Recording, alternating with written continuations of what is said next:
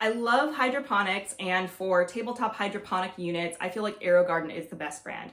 So imagine my sadness when in October they announced that after 20 years, they were shutting down. They clearanced everything out, everything was 60% off, and I really toyed with the idea of getting one of their larger systems that they had because I had been wanting one for a couple of years, but it was always a little bit too expensive.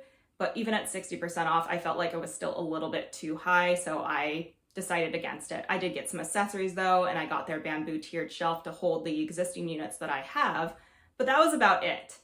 So I just kind of made peace with the fact that my favorite brand of hydroponic tabletop units were going out of business, and just decided that I would have to just find another brand in the future if my devices stopped working that I loved just as much as AeroGarden.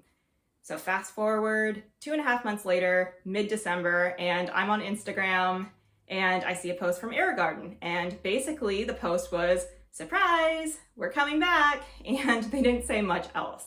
And a lot of people thought that it was a little sketchy. And I went on to Reddit and I saw a lot of people complaining about it because 2.5 months ago they said that they were closing down, and people bought a lot of stuff. I know a lot of people who bought a lot of stuff, and a lot of people in these discussion boards were saying that they made purchases that they weren't quite ready to make, but they thought it was their last chance to get something from AeroGarden that they really wanted, so they made that purchase. They bought extras, they bought some for gifts, and sure, they did get a great deal. 60% off is still a good deal, even if it's a little bit too expensive, but you know, it's the cheapest it has ever been for some of these products, and if the company's going away, this is their last chance to get it, or so they thought. So a lot of people are feeling slighted right now because they think that AeroGarden just kind of did this as a marketing ploy.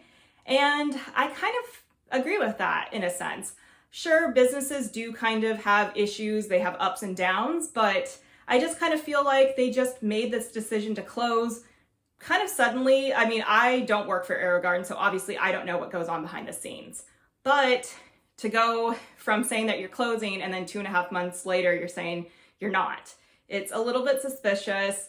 They didn't really say why they closed down other than that the market had changed, and then they said that they were coming back because they realized the market wasn't as different as they thought it was.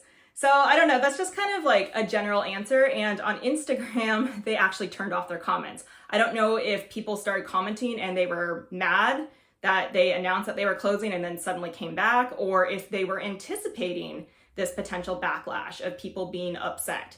Because I am sure people did spend a lot of money on their AeroGarden products just for them to be like, oh, we're coming back.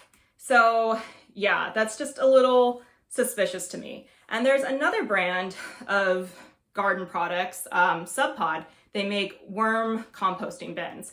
And back in February, I believe, they announced that they were closing, but they were going to try and find a way to come back. So right off the bat, they were transparent. They said, we're closing down for now, but we are hoping to come back. So then fast forward into August and they said, hey, we're coming back. And they said that the original reason why they decided to close down back in February was because they were having issues with trading. They couldn't figure out a supplier, something to that effect. So they were pretty transparent the whole time. And I think it just built a lot of trust with people so that when they came back, people didn't feel like, oh, they clearanced everything out and they were trying to, you know, make $1 on every single person that loved Subpod. It just didn't feel like a marketing ploy. People trusted Subpod. And with AeroGarden, it just kind of feels a little more sketchy. So that's just all I had to say about that.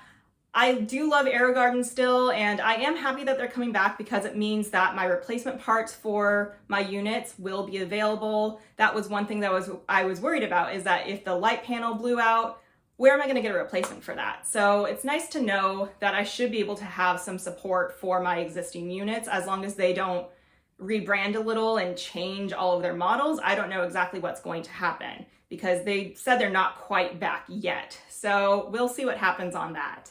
But I don't know, I'm glad that I didn't purchase a bunch of things just to have them come back, but I know a lot of people are upset by that. So AeroGarden, if you are watching this, I am sorry. You know, you can always comment on this video and you can explain yourselves a little bit more, But other than that, I still will be purchasing AeroGarden products, but I do kind of feel like it might have been a marketing ploy. If you are up to speed on all of this AeroGarden stuff, what do you think? Do you think that it was a marketing ploy, or do you think that they just prematurely decided to close down and then regretted it? Let me know in the comments.